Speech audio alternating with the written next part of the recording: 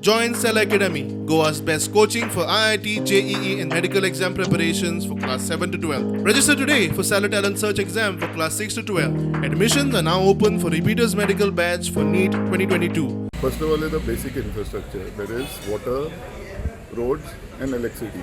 It's the first thing that we are struggling with and we are still struggling with.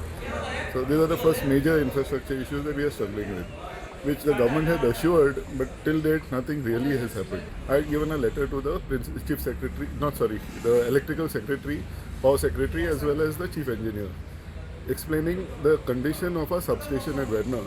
Now that Verna substation caters not only to Verna industrial estate but the whole of Manvagaon Taluka. And the problem is the infrastructure is nearly 20 years old. So it is hardly operating at 80% efficiency and it is used 100%. So what happens is any new construction, whether it is domestic, where many the UFEC Vasco area, a lot of heavy construction is happening, domestic, so their power requirement will be there.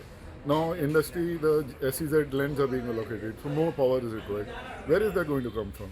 Now without electricity, how are those guys going to start?